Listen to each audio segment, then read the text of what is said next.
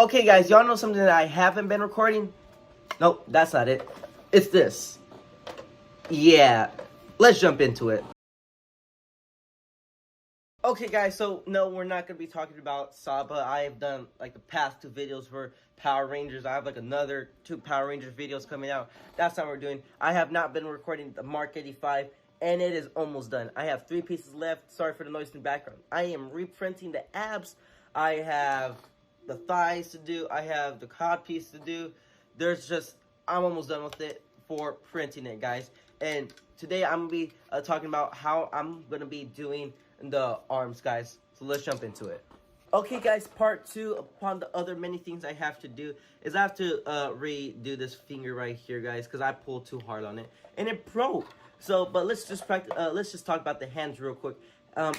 Go check out this video right here to where I showed you how to print, orientate, sand, and paint it, guys. This is the files from the Dave on Finggers. They're free, and you can even print this back part right here if you want. I'm not going to. As you see, I have an elastic and buckle right here to at least give it some wiggle room and move it. If you remember, again, in this video, I actually soldered the whole entire thing on it, but I only soldered this top part right here of the buckle, and it kept moving around, it kept moving, and actually fell off.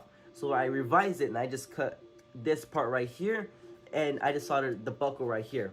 So now, when I put it on, it's just going to be a quick 2, and right there. It's not going to move as much. It might move side to side, but it's not going to move up, down, and potentially fall off, which is really good. Now, without breaking another finger, I'm going to try to put this on. As you see, I have it labeled right here. When you get them off the printer, what I suggest is labeling them, or just put them in a stack, which you know there is to the left hand or right hand, guys, because it might be a little confusing.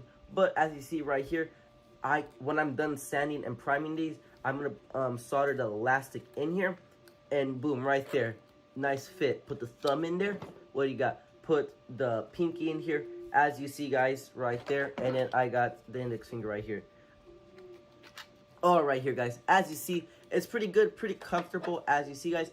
And the thing that I actually like about this, instead of doing hinges, because at first I was gonna do hinges, but I've seen it where some of them actually break, and so I was like, I don't want to break them, especially if you're at a con or you're just somewhere and they break. What you could do with the elastic is, if it goes right here, it snaps back into place, unlike the hinges. If the hinges move, let's say right here, it will not go back into place. But it's really good, really comfortable, and I can really move my hands right here.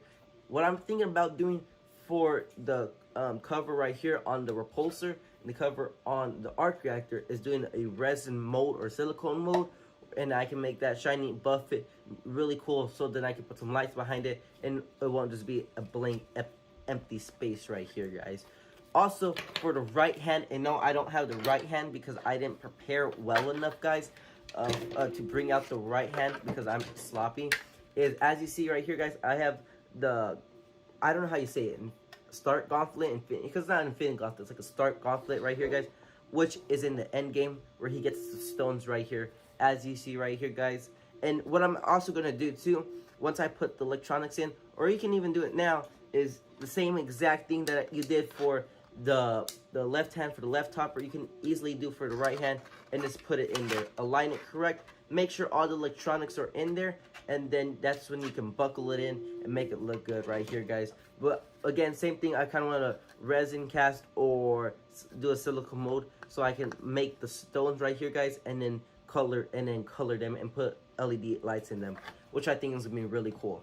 So let's jump into the arm. Okay, guys, so now we're gonna get into the arm right here, and I'm actually gonna show you how I'm thinking of not hinging it, but using it so it can all connect correctly. I have the chest and the back piece done, and the way I'm thinking of doing it is putting a buckle. Now what I want to do is, again, buckles, you can buy a pack of these on Amazon right here, and the way I'm thinking of doing it is doing a buckle and elastic, just like I did there, is from the chest piece, or the chest and back piece. What I'm thinking of doing is putting one of these buckles and putting some elastic so it can strap on here, and then putting the side piece right here on the side right here, guys, and putting some elastic, and again putting it into the bicep right here. Again, wiggle room, just put it there, and so it can snap and it can actually come up because sometimes what I'll do is I'll walk around and it'll just fall down. So I think that's one really good way to put it up.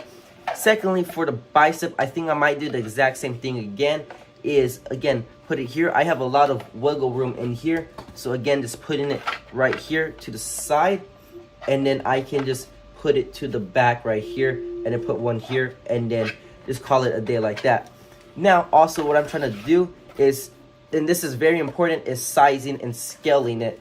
And actually making it comfortable before you do any of the electronics and painting or any of that. Because as you see, I have to like turn it all the way around to even get it off. So that's what I'm trying to think of and how to do it correctly. So instead of putting, where's the thing? Instead of putting the buckle on the outside right here, I might do it on the bottom, or I might do it to the side. I might do on the bottom, and so it can be a little less seamless, as you see from the back right here. As you see from the back right here, I might do it like, again, elastic strap right here, so it's out of the way and I can put it right there so it doesn't hurt. I'm probably gonna sand these down right here. As you see, there's lines right here. Probably gonna sand down and melt some parts down on the insides so I can do that. And again, I kind of messed up some of the pieces right here when I was taking them off the prints. I printed it like this. This part didn't really come out that good. The other one did for the right arm. But I'm pretty sure I can just smash this up. Plus, no one, I don't think anybody's gonna be looking at the back of my arm right here in this specific part under everything else and be like, hey, that looks different, which is, I don't think so. But as you see right here, the paint right there, the biceps really good, and then the forearms right here. Now there is two different forearms. If you're gonna go with both forearms with no infinity gauntlet, with the start gauntlet, that's fine. You can print both of them. But as you see, these two forearms are different. You can see them by some of the design, and you can see it from the front as well. This is the This is the forearm for the start gauntlet, as you see right here. And this one at 100%, that fell. This one's actually really good at 100% scale to match this one right here, guys. And just match them up and put them as close together in your slicer of choice, which I think is really good, just to put them in and put them out right here, guys. So that's what I'm going to be trying to work on for the next update, is trying to have those buckle systems done. I have the abs printing again because I messed those up. I printed the lower back and the abs at 100% scale. I'm printing everything at a 90% scale. And then the arms are actually at 80% scale for me. So that's what I'm going to try to do in between episodes, going across the next couple updates and episodes, is just working on that, trying to do the chest, trying to do the harness right here, and then trying to put the buckles so I can have the arms. And if you go on my Instagram right here at Nico Builds, again, that's where I'll be posting some updates, some behind the scenes, guys. So if you want to stay up to date on that and how do I do some other stuff. Okay, real quick, before we go to the end of the video, before I give you the final things real quick, this piece right here, I'm gonna interject the video right here. I kind of have a way of how to do it by maybe cutting some of the stuff down, maybe put some elastic so it can move up and down. But if any of y'all know how to actually do this and have a really good system how to just do this part, because I don't want it just to be a blank part here in my arm. I kind of want to have all the pieces here. So if you know how to use this part with the forearm, guys, please drop a comment or tag me on Instagram or something so I know how to do it, guys. Or maybe get another idea, guys. So let's jump into the video. Let's get it. Okay, guys, so that's gonna be a wrap. This was just an update. This wasn't okay step by step how to print this, how to print that. Let me know down in the comments if you do want me to do some settings of how to print some of these. I will be doing videos in the future. I have some other videos going right now, but the next update y'all should see is me at least having the straps done for the chest and the back, having the straps coming down, and having the arms actually hinged up correctly so I can actually move and use the arms as well, guys. Go on my Instagram right here at Nico Builds, guys, or you can click the link tree on my page to go there, guys, and so you can see some behind the scenes and how I'm doing some of the things more in detail, guys. Hopefully you enjoyed the video. Don't forget to leave a like, subscribe, comment if you have a question or a specific build you want me to do, guys. Without further ado, I'm Nico Build. Let's get it.